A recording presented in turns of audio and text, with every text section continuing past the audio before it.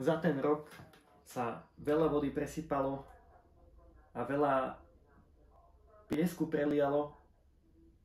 A takto pred rokom, približne nejakých 13 mesiacov dozadu, som vydal video s mojou prvou tlačiarňou Ender 2 Pro, ktorú som tuto skladal, ale za ten rok sme sa dosť posunuli a mám momentálne prúšu, nie tak dávno.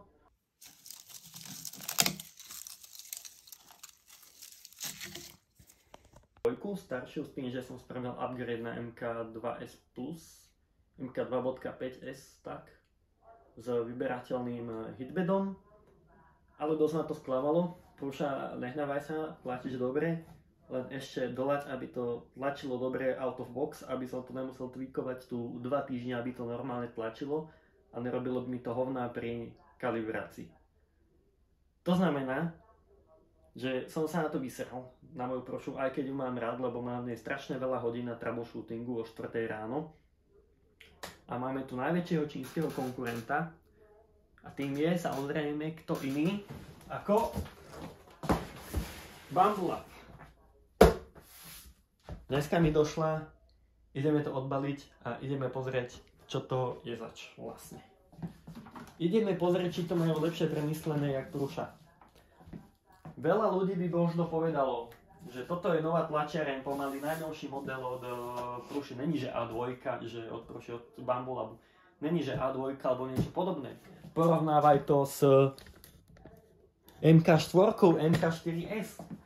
Ale ja som za túto tlačiareň dal 350 € a za 350 € budeš rád, keď zožneš MK3S a nie MK4 za liter, alebo 4S, tuším už je. Čiže ideme si to otvoriť nejakým spôsobom. A Ender 2 sa predala. Pred necelým týždňom som ju predal kolegovi bývalému za 50 €. Nech sa na ne naučí, dúfam, že mu bude fungovať v pohode. Pôvodne som chcel P1P, ale absolútne sa neoplatí po tom, čo vyšla táto A1, si myslím. Pretože ponúka taký istý tlačový plat, ten istý hotend, minimálne tú teplotu toho hotendu. A pokiaľ netlačím nejaké karbonové filamenty alebo polykarbonát, tak mi je to jedno.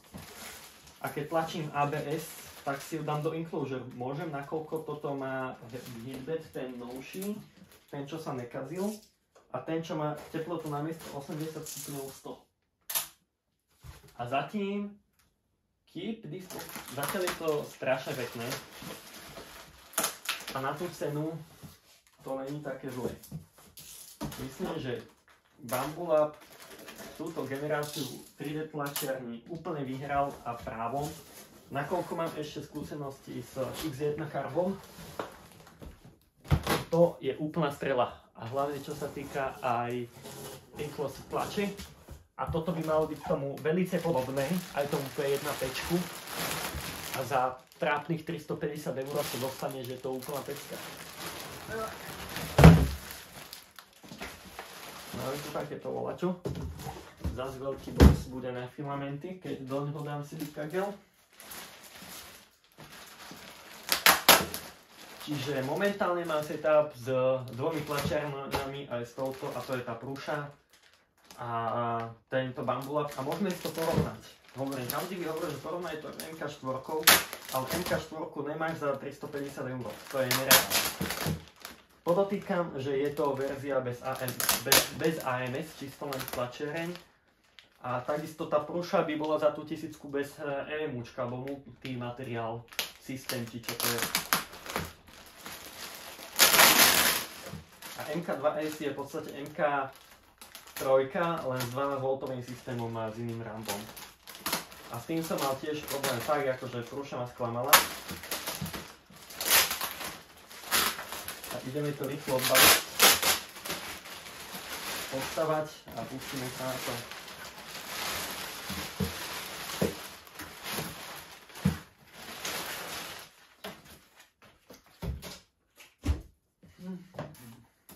Nehovorím, že tá prúša tlačí zle, ale trvalo to dosť effortu, kým som sa dostal do štádia, kedy to tlačilo normálne, dokedy to mi nenehalo len guču plastu, čo bolo dosť annoying od v podstate drahej tlačiarne, od takého veľkého biznisu zo začiatku, ako je Prusa, čo to mali mať akože už maličku.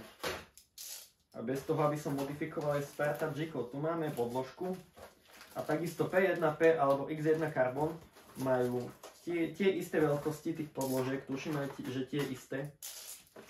Čiže tým, že by som ja kúpil tlačiareň za 600 alebo 1500 eur, by som nezískal žiadnu prídavnú veľkosť tej tlače. Mal by som 256x256 plat.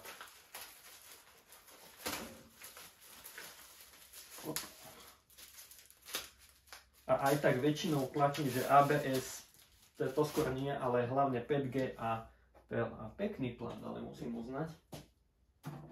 Na to sa bude dobre tlačiť. Full holder mám. To svetlo tu bude strašne zle tuto. Dobrá kvalita, dobre je to injection molded. Držiak na špulku, kábel európsky,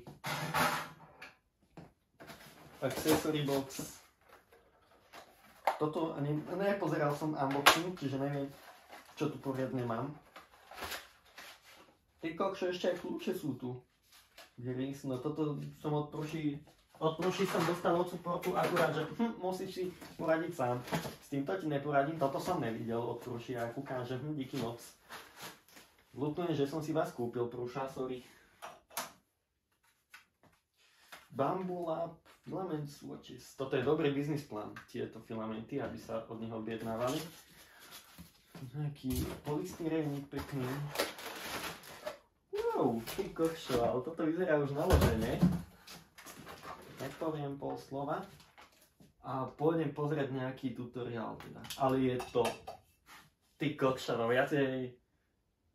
Masívnu vec som asi nemal ešte. Toto je Brutus za tie peniaze minimálne, akože čo dostaneš. Aj tú kvalitu tlače, aj samotného stroja si myslím, že Wi-Fi to má, Bamboo Lab má, že jeden slot na SD kartu a základný displej. To je dotykový displej, LCDčkový normálne. To len to takto filamentu dostanem. 20 gramov a PTF je trúbka. Nič moc. Nevadí. Volade sa to musí katovať. No. Lebo z X1 Carbonu bola aj... Tu máme podložku. K X1 Carbonu bolo aj niekoľko filamentov, ale to bolo aj s AMS-kom. A normálne full touchscreen, ty kokos. To není normálne. Ešte SD kartu mi tu dajú. Čo vám drbe? Toto filament braštuje na nozl. Toto je brutálne za tie peniaze, čo dostaneš proste. Jakú tlač. To je Brutus. Dobre, ja si to zložím a za chvíľku som u vás. Len to zložím, hardware čisto, pozriem si manuál a naštartujem to s vami. Dobre, čiže prešiel nejaký čas, tlačiareň som len postavil. Ešte bordel tu pracujem, OK. A skúšať to budem s Esan EPLA Superspeed, čiže rýchlostné PLAčko. Zatiaľ si ho len tu akože odložím. A len to malinko naviniem, aby mi neušiel koniec. Bude to stačiť, bude. Neviem to prvýkrát zapať. Dúfam, že to neexploduje. Ty kokšo, ja som sa zľakol, že nič to nerobí. Unleash your creativity. Ja to píše, no tak ideme sa na to pozrieť.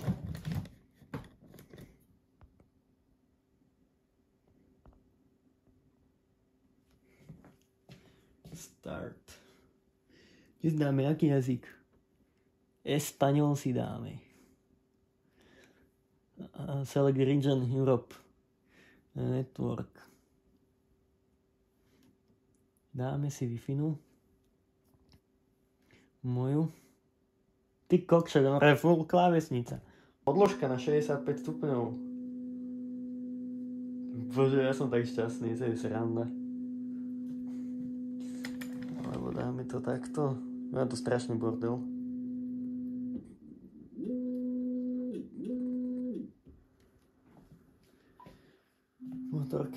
Motor noise cancellation, čiže zvuk z motorov to dá preč. To ešte budem robiť, pokiaľ bude na svojom finálnom mieste, úplne niekde inde. Dobre, kalibrácia dokončená, you are all set. Pol hodinu to trvalo. Tak PLA+. Farba biela.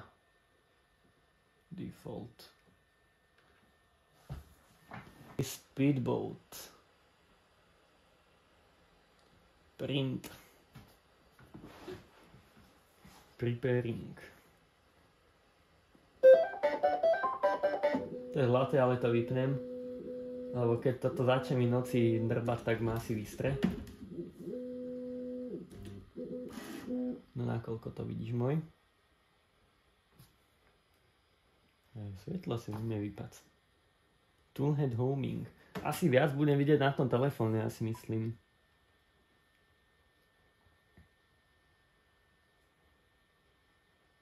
Ne, vidím tam ešte väčšie hovno, jak na tom displeji.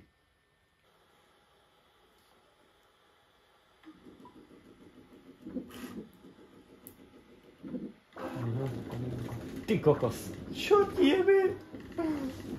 Čo si šalený? Tak to si kokos. Normálne. Prvá vrstva. Hotovo.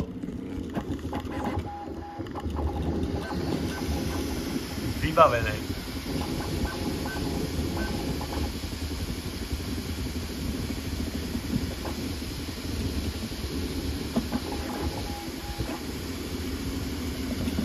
Insane.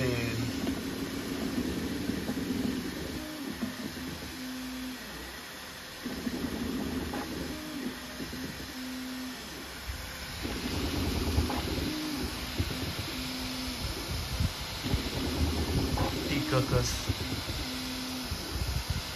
Dobre, vidíme sa o 15 minút. Takže už je nejaký ten čas po tej prvej lodičke, po tej 15 minútovej, čo je vidieť. Tu není to také zlé na 15 minút, ale tuto je obyčajná nejakých 40-50 minút a toto už vyzerá celkom dobre, toto už sa mi páči. Nejaké layer line tu je, ale tak čo narobím? Lačí to dobre, rýchlo a tak, a toto je prúšah.